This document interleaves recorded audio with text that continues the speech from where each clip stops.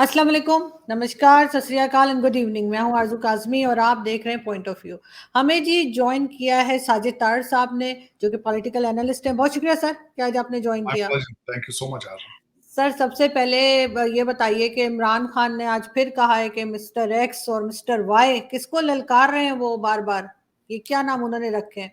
देखिए, इमरान खान साहब इस वक्त जो कर रहे हैं वो पाकिस्तान के साथ जुल्म और ज्यादती कर रहे हैं। जो ये इलेक्शन के हिसाब से जिस कैंपेन में निकले हैं, इसी इलेक्शन में खुद ही अपने कुछ बयानिए की उन्होंने जो है खिलाफ वर्जी भी की है। जब इन्होंने हुकूमत से निकले तो इन्होंने कहा था कि हम दोबारा इलेक्टेबल्स के पास नहीं जाएंगे। इन्होंने ज़िमनी इंतखाबात में फिर इलेक्टेबल्स को वोट दिए और अपने वो इक़्तिदार के लालच में, उस हिवस में इतने आगे जा चुके हैं। मैं बल्कि इससे भी आगे जो अगले दिन उन्होंने एक बात की जो मुझे बिल्कुल अच्छी नहीं लगी। इन्होंने कहा है कि अगर अमेरिका की गुलामी ही करनी थी तो पाकिस्तान बनाने की क्या जरूरत थी।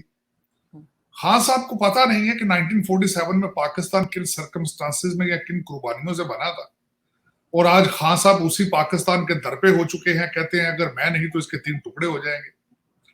और दूसरा, आप तो एक तो इनके जलसों की बात कर रही हैं आरजू, जो मैंने लेटली नोट किया है कि इनके सोशल मीडिया के हमलों में बहुत तेजी आ चुकी है, और उसमें बिलखसूस 5th जनरेशन वॉर जो है, बिल्कुल एग्जैक्टली उसकी डेफिनेशन में ये फिट पड़ते हैं।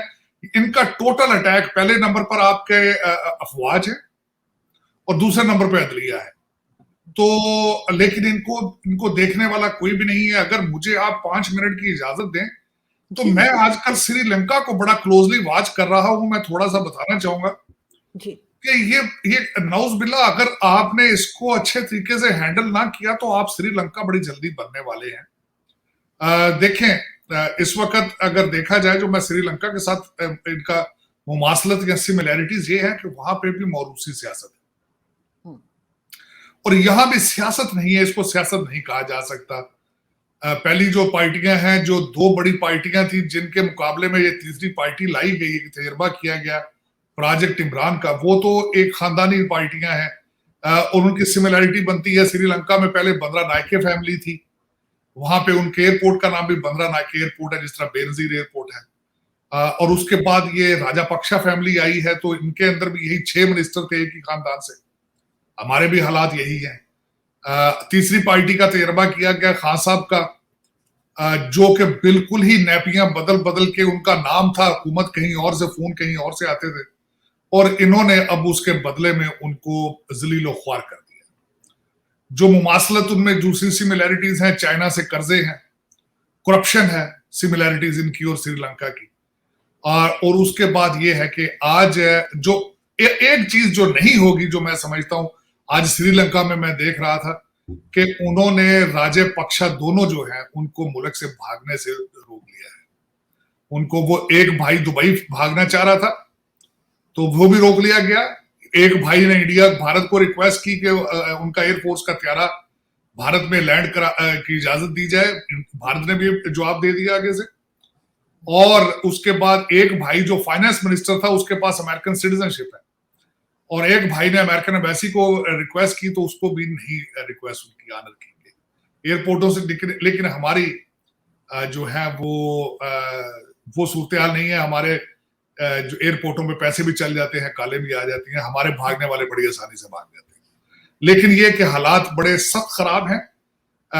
और ये जो ज़िमनी इलेक्शन हो रहे हैं, अगर ये शफाफ और सही तरीके से ना हुए तो फिर हालात मजीद खराब। उसकी वजह यह है कि जिन मुल्कों के अंदर अब लोगों को दबा के, खौफ, दहशत के जरिए हुकूमत की जाती है, वहां पे उसका रिजल्ट अच्छा नहीं निकलता।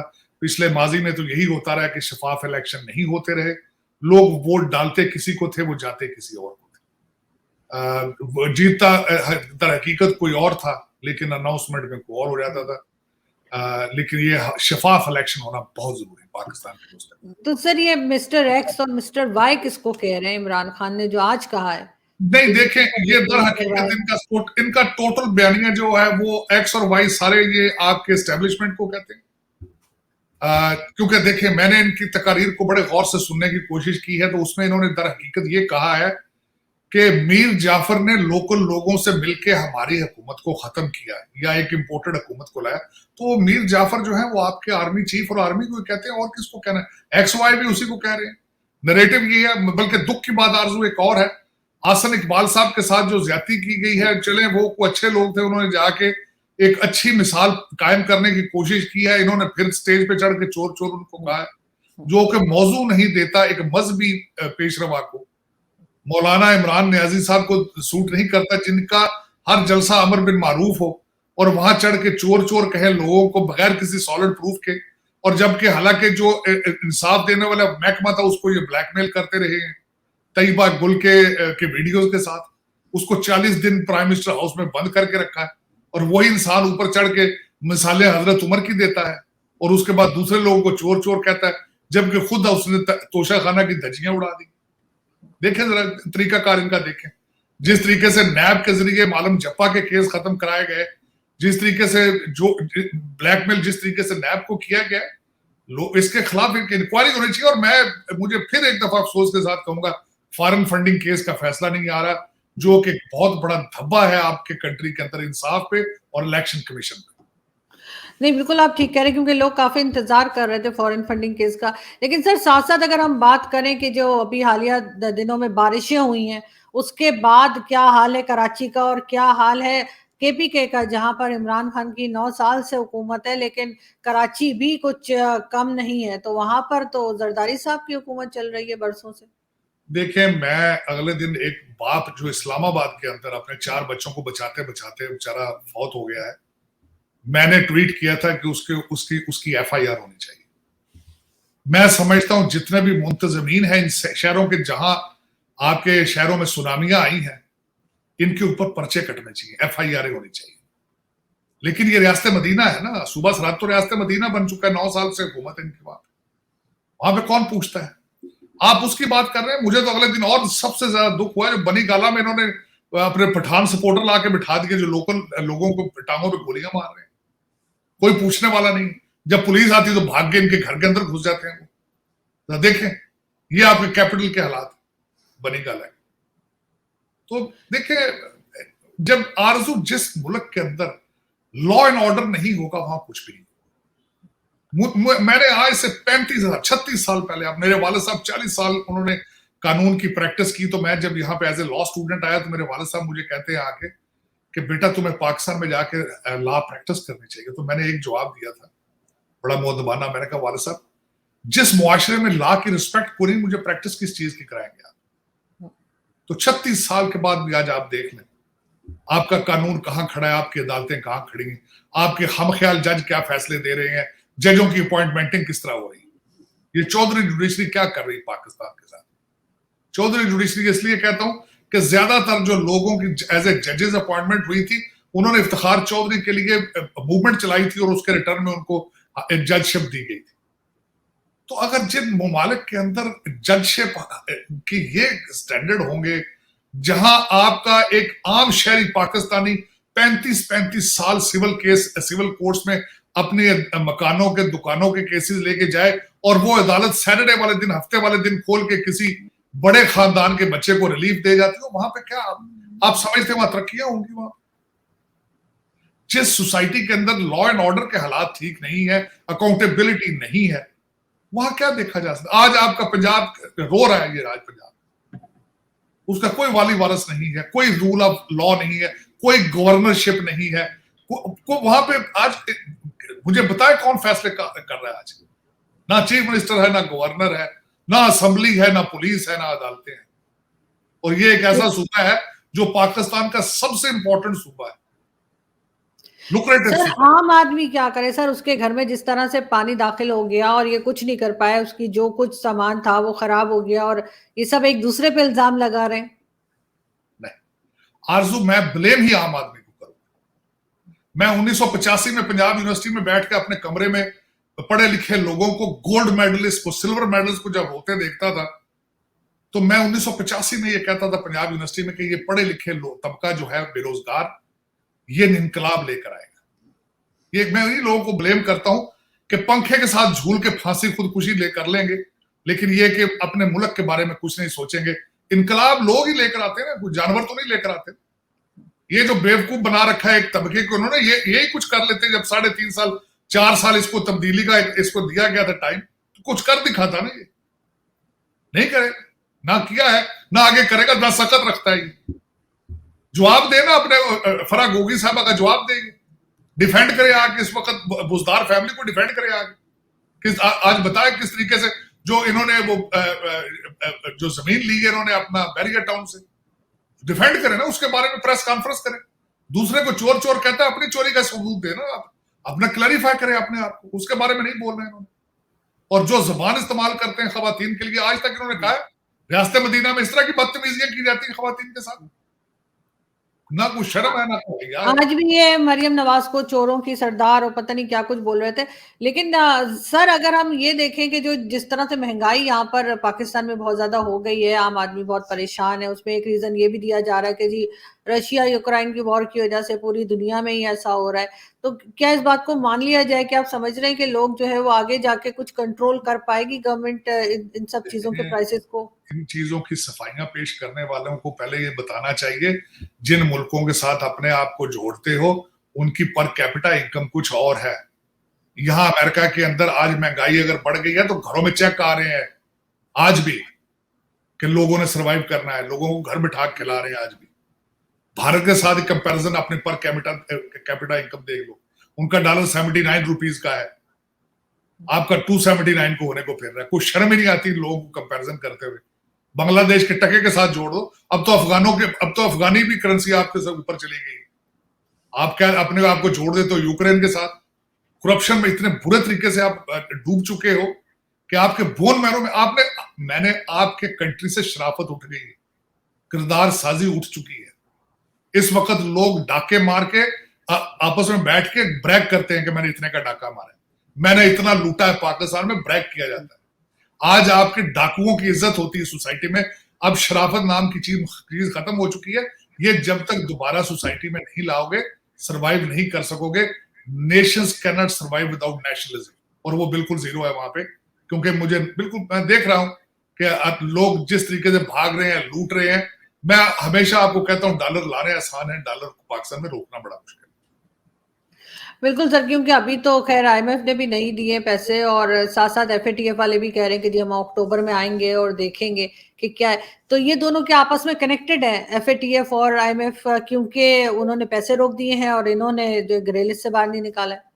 देखिए, ये आईएमएफ और एफटीएफ वाले ज़ाहिर अल्टीमेटली आईएमएफ का तो मुझे पता है कि अमेरिकन इन्फ्लुएंस और अमेरिकन फंडेड ऑर्गेनाइजेशन है। और जब आपके मुल्क का एक साबिक वजीर आजम सुबह शाम अमेरिका के खिलाफ हालते जंग में कहेगा निकलो बाहर जंग करें, और सुबह शाम कहेगा कि पाकिस्तान बनाने की जरूरत क्या थी, अमेरिका के खिलाफ अगर अमेरिका की गुलामी करनी, तो आपका क्या ख्याल है वो आपको प्लेट में रख के डॉलर दे देंगे? आपको खुद भी तो सोचना चाहिए ना। आपकी डायरेक्शन सारी तो अफगानिस्तान की। आप पाकिस्तान में मजहबी रेवोल्यूशन लाने के चक्कर में फिर रहे हैं मजहबी पार्टियों के साथ। आपने नई टीएलपी बना दी है, बिल्कुल ये टीएलपी 2 बन चुकी है इस वक्त। पीटीआई इसको कौन कहता है? तहरीक इंसाफ तो 4.5 साल इंसाफ तो दिला नहीं सकी। अब तो मैं तो इनको टीएलपी 2 कहूंगा ये। और ये टीएलपी 2 का जो है वो डायरेक्शन तो अफगानिस्तान है या सोमालिया, उसकी डायरेक्शन तो ये होनी चाहिए मेरे ख्याल में।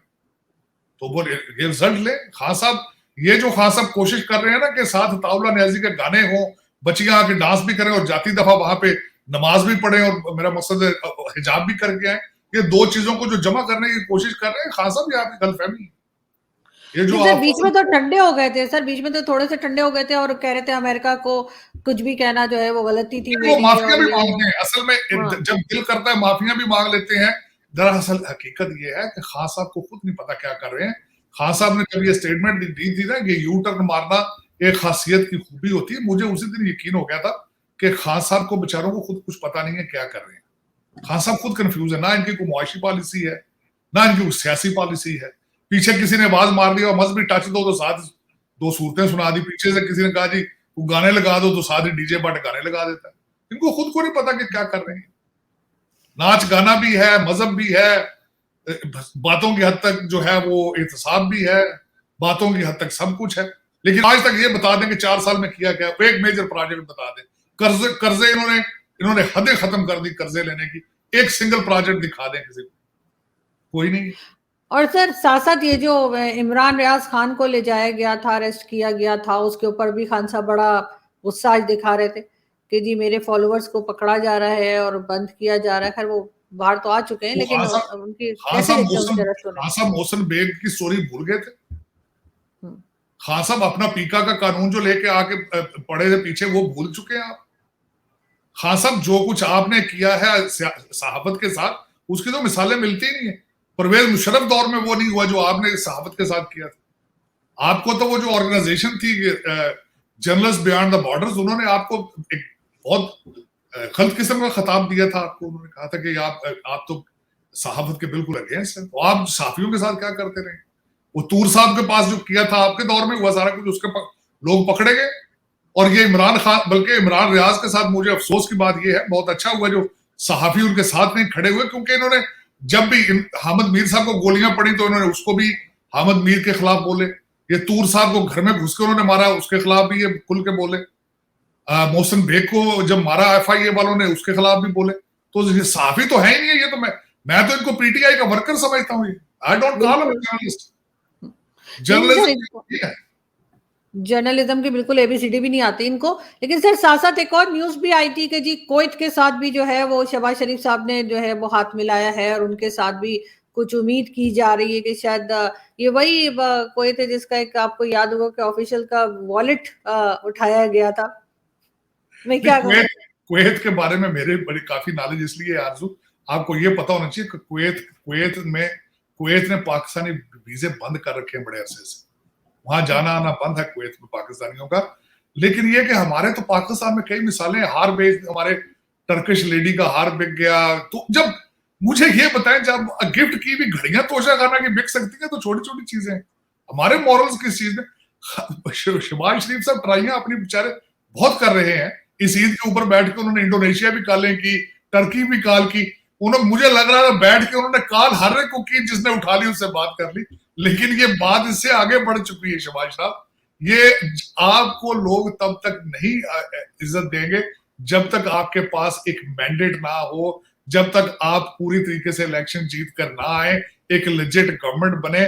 आप पॉजिटिव स्टेप्स तो ले रहे हैं, इसमें कोई शक नहीं है। लेकिन ये कि आप एक अदम एतमाद के रिजल्ट में एक हुकूमत बनी है, और आपका अपोजिशन लीडर जो है वो राजा रियाज है, उस हिसाब से आपको इज्जत भी उसी लेवल की मिल रही है बाहर से। तो आपको ये चाहिए सारा कुछ। और मैं समझता हूं कि पाकिस्तान में पॉलिटिकल स्टेबिलिटी होनी चाहिए, लेकिन जिस तरह के ये आपके एक पार्टी को जो वो लाडला जो कहते हैं खेलने को चांद मांग रहा है, उसको जब तक आप कंट्रोल में नहीं करेंगे, सियासी स्टेबिलिटी तो नहीं आ सकती। इस वक्त जो जिमनी इलेक्शन है, देखे ना, वो अल ऐलान कह रहा है अगर मैं नहीं जीतूंगा तो इसका मतलब इलेक्शन में धांधली हुई है। ये कौन से इलेक्शन हुए कि एक पार्टी कहती है कि अगर मैं हार गया तो फिर इलेक्शन सही नहीं। मगर सर लास्ट में जाते जाते ये भी मैं पूछना चाहूंगी कि फवाद चौधरी का ये कहना है, जो कि इमरान खान के साथ है, जो किसी बात को नहीं मान रहे इमरान खान, आप भी बता रहे हैं, उनका कहना है कि जी राना सनाउल्लाह के साथ गलत हुआ था और मैंने तो उस वक्त भी मना किया था। नहीं देखें इन्होंने क्या ज्यादती नहीं की। इन्होंने बिल्कुल सही कहा है। मैं वो अफरीदी साहब जो है वो अपनी हदें वैसे ही पार कर गए जोश खताबत में कि जान अल्लाह को देनी है। अब वो एक प्रोग्राम में उन्होंने बैठ के कहा कि मेरा इसमें कसूर नहीं था, ये तो अदारा जो मंशियात वाला है उनका कसूर है, मेरा नहीं कसूर। देखे, मिनिस्टर आप हैं और मेरी इंफॉर्मेशन के हिसाब से आपने इमरान खान साहब के कहने पर ये स्टेटमेंट दी है, अब उसको ऑन करें आप। और दूसरा, फवाद चौधरी साहब के बारे में वो देखे ना, वो अपना सही जिस तरह सियासत खेल रहे हैं उस हिसाब से वो स्टेटमेंटें दे रहे हैं। लेकिन इससे अफरीदी साहब, मेरी जो इंफॉर्मेशन है उस हिसाब से सूबा सरहद के कई पुराने जो PTI के वर्कर हैं, उन्होंने इमरान खान साहब को इसकी शिकायत की है, उन्होंने एहतजाज किया है। और मेरी इंफॉर्मेशन के हिसाब से जो हमारे फवाद साहब और कुछ और लोग हैं, उनको बनी गाला के अंदर से सपोर्ट हासिल है, और खान साहब उनके खिलाफ कुछ नहीं कर पा सकते, अगर चाहे भी तो नहीं कर सकते, क्योंकि उनकी सपोर्ट कहीं और से। लेकिन सर बार बार कहा जा रहा है कि अगर किसी ने कुछ कहा, इदारों को कुछ कहा, फौज को कुछ कहा या एस्टेब्लिशमेंट को, तो जी 5 साल जो है 2 साल, सॉरी 2 साल की सजा हो जाएगी, 5 लाख जुर्माना हो जाएगा। लेकिन PTI वाले इमरान खान समेत कुछ भी कहते चले जा रहे हैं, कोई अरेस्ट नहीं हो रहा, ऐसा क्यों है? मैं कहता हूँ, आप कह रहे हैं, कहने की बात कर रहे हैं, मैं हैरान हो गया हूँ कि एक ब्रिगेडियर राशिद हैं, मुझे पता भी नहीं था उनका। मुझे कुछ 10 फेसबुक पे उनके खिलाफ बेहुदा बातें की गई, और आप अंदाजा लगाएं, ये तो ब्रिगेडियर राशिद, मुझे तो पता भी उनका पोर्टफोलियो क्या है, क्योंकि मैंने तो फेसबुक पे देखा है कि उनके खिलाफ इतनी नाजेबा अल्फाज इस्तेमाल किए गए जिसकी हद कोई। और बाजवा साहब के बारे में तो एक मुहिम जारी है, और मैं हैरान हूं कि किस तरह ये काबिले इसको एक्सेप्ट किस तरह किया जा रहा है। पूरी एक 5th जनरेशन वार के पूरे उसमें फिट पड़ते हैं कि अदारों को मफलूज, और हर बच्चा कर रहा है, और इसका रिजल्ट बहुत गंदा निकलेगा, बहुत बुरा होगा, क्योंकि जिस सोसाइटी, आप सिविल सोसाइटी कहलाने के आप कायल नहीं है, आप हकदार नहीं। क्योंकि देखें, कुछ ना कुछ अपनी स्टेट का एहतराम होना चाहिए। देखें, बाजवा साहब आप पर्सनली जो मर्जी कह रहे हैं, लेकिन हेड ऑफ द आर्मी है, और आर्मी हमारी फेडरेशन की अलामत है। अदलिया जज जिस तरह भी हो, मैं खुद अभी मैंने कहा हम ख्याल जज, लेकिन अदलिया फिर भी उसको इस लेवल तक, पर्सनल लेवल तक, गंदे अल्फाजों तक न लेकर जाए जो जिस तरीके से कर रहे हैं। ये खान साहब ने जो बीज बो रहे हैं, गलत बीज बो रहे हैं। इन्होंने जो अगले दिन आसन इकबाल साहब के बारे में भी जो अल्फाज इस्तेमाल किए, ये सूट नहीं करते एक साबका वजीर आजम को जिसका लबादा रियासत मदीना का, उसको सूट नहीं करते। बिल्कुल जी, और यकीनन इस बात को जो है कहीं ना कहीं नोटिस किया जा रहा होगा, और शायद कोई उठे और कहे कि जरा जुबान अपनी ये थोड़ा सा सही कर लें तो बेहतर होगा। इमरान खान और बाकी पॉलिटिशियंस भी, वैसे तो लोग सर ये भी कहते हैं कि भुट्टो साहब के जमाने में भी कोई गलत किस्म की जबान इस्तेमाल की जाती थी, लेकिन खैर वो तो मैं कुछ कह नहीं पाऊंगी क्योंकि मैंने नहीं सुना, मगर फिर भी ये पॉलिटिशियंस हमारे कुछ अजीब ही बात करते हैं। देखिए, लेकिन दूसरा ये कि आरजू भुट्टो साहब का अंजाम भी फिर आपने देखे ही, अगर भुट्टो साहब ने गलत किया तो फिर देख लें उनका अंजाम क्या हुआ था। उसे ये जो भी, मैं समझता हूं कि गलत चीज का अंजाम भी गलत ही होता है, और खासकर पाकिस्तान की जड़ें उस वक्त नहीं खोखली करनी चाहिए थी जब एक फाइनेंशियल क्राइसिस बिल्कुल सर पे खड़ा है। चाइना आपसे नाराज है, अमेरिका आपको मुंह लगा के राजी नहीं है, आपने सारी जिंदगी अफगानों को पाला है, आपने क्लाशनकोव और हीरोइन पाकिस्तान में ला के इंट्रोड्यूस करवाई, आपने बहुत पैसे बनाए उस दौर में, और वो पठान भी अब आपके सर पे जूते मारने को फिर रहे हैं, टीटीपी वाले, वो भी आपको जलील कर रहे हैं। अब इससे ज्यादा आपका क्या होगा? देखे ना, दर बदर होते फिर रहे हैं आप। सऊदी अरेबिया के पांव से उठते हैं तो चाइना के पांव में पड़ जाते हैं, वहां से उठते हैं तो IMF के कदमों में गिर जाते हैं। और अंदरूनी हालात ये है कि साहब का वजीर आजम जो है वो हाथ में पेट्रोल और माचिस लेके फिर रहा है, वो कहता है मैं नहीं तो 3 टुकड़े हैं। अब इससे आगे आप कहाँ जाएंगे? मैं समझता हूँ आगे तो अब बंद गली में है। इससे तो अब कुछ सोचें कि पाकिस्तान को बचाना किस तरह है, और इन बच्चों की परवरिश किस तरह करनी, गालियों से या बदतमीजी से। ये ट्विटर पे इलेक्शन नहीं होने, ये फेसबुक वाले इलेक्शन नहीं है, इलेक्शन वोटों से होंगे। और इस कौम को कोई मुआशी हल बताएं, कोई रोड मैप दें कि एक्सपोर्ट किस तरह बढ़ानी है भाई। इनको सिर्फ कुछ सिखाएं, कोई ढंग की चीज सिखाएं, ये गाली गलोच ना सिखाएं। जो आपने सिखा दी है गलत किया है। जो अगले दिन आसन इकबाल के साथ जो कुछ भी है मैं मजम्मत करूंगा, और उसके रिटर्न में जो इमरान खान साहब ने फिर दोबारा जलसों में खड़े होके ये रियासत मदीना के ठेकेदार ने जो अल्फाज इस्तेमाल किया, मैं उसकी भी मजम्मत करूंगा, बड़े सख्त मजम्मत। बिल्कुल जी, बहुत गलत किया गया हसन इकबाल साहब के साथ, और इमरान खान को जरूर सोचना चाहिए कि वो क्या जबान इस्तेमाल कर रहे हैं। बहुत शुक्रिया सर कि आपने आज ज्वाइन किया। Thank you so much. Thank you.